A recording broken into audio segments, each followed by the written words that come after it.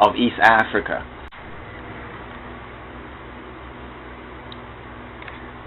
Okay, so we're seeking to establish the fact that many of the Solomonic kings of Ethiopia were from the Oromo ethnic group that's found in Ethiopia and in northern Kenya and in other parts of East Africa.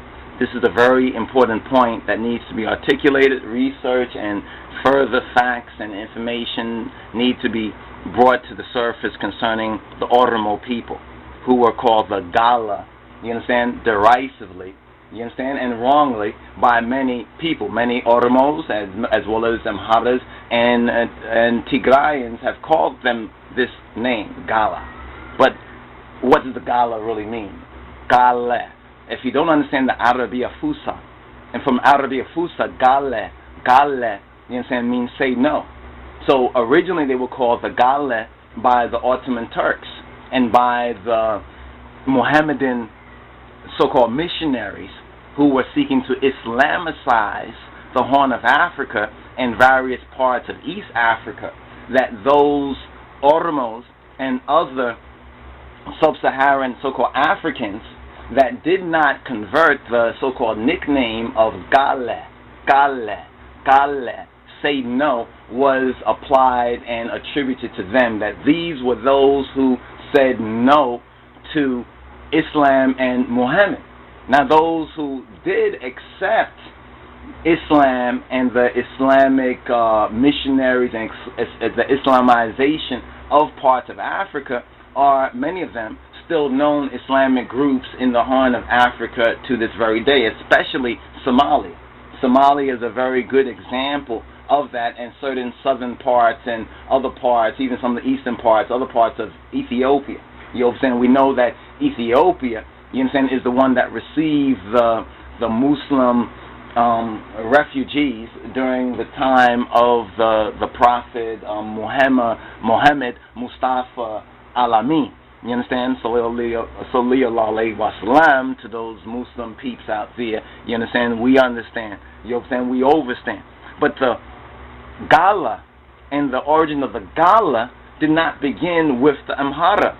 The Amhara were not, because many of the Amhara were Gala and are Gala. Even many ones who were part of the whole nobility, the monarchy, many of them who were Balabe, many of them who even had Oromo people as their servants. You understand? The distinction was that many of the Oromo people who were their servants were still, by comparison, tribal, were still practicing their tribal religion and other sort of ways, and many of them had not converted or had not accepted the Amhara Sultane. You understand? Many of them were even defeated in wars. You understand? But after maybe a generation or so, many of them blended in to this Amhara Sultane. This is the one reason why, you understand, when we look at a historical view of Ethiopia, we cannot say that the Amhara were a tribe in the so-called classic Eurocentric misinterpretation of tribe, which has fostered untold and unnumbered massacres and genocide throughout Africa, pitting one people against another people for so-called colonialist, neo-colonialist, and neo-imperialist and white supremacy aims on Africa. Because in order to get that land, they had to remove the people. In order to remove the people who were at peace with one another, and we say relative peace, they may have had wars or they may have had conflicts. I mean, these things happen all over the world. You understand? Country hillbillies and country bumpkins, you understand, fight amongst themselves. Different clans fight against the next clan. You understand? We hear that in American history. One clan fights against the next clan over some ranch land. But nobody ever names these things tribalism. Nobody ever says that this is tribalism. You understand? And nobody ever talks later on about, oh, we want to secede.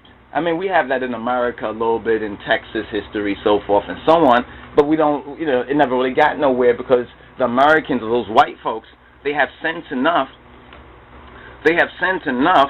not to tear down their house willingly and consciously with their own hands. You understand? They'll basically work within their established system because they respect Europeans in their own way, even distorted and twisted at times, and in many times they respect an idea of law and order. You understand? So they may get upset with each other, you understand? And anywhere where Europeans have broken off from each other, I mean, look at Ireland, look at the Irish and the English. Aren't these people similar peoples who share a lot in common, religion and everything, but they fought each other? Some of them say that they might start fighting each other again, who knows?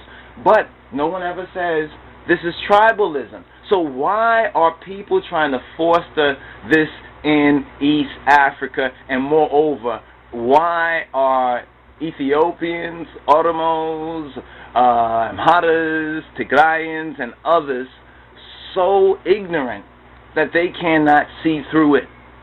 You know what I mean? Why can't they see through it themselves and say, yes, we've had a history together, and all the history has not been pleasing. But this is the real world, ain't it? You know, ain't this the real world? You understand? But overall, why can't they see, like we said earlier, the Oromo people, many of the Oromos, you understand, were Amhara kings. So how could that be so? Many of the Oromo, I was doing the research, I was in some books, and or Amhara, I think, and it came across like a couple of like names of different ones in history, and they say so and so and Amhara who was of the Gala, and they say such and such of Amhara a Gala, and this was some Balabate or Ras or other individual. And then we find that even with Menelik or with Kedemawi Haile Selassie, that these are Oromo people, but then they are known historically. You see what I'm saying? Then they're known historically as Amhara, because Amhara is not a tribe in that sense, it's a sultanate. It's almost like when Americans talk about Anglo, like Anglo-American, you know, and you never ask, well, why they use that? Even though they may be of different groups and different tribes, why do they call themselves these things? When you understand that nuance, then you may be able to better understand what's going on right here.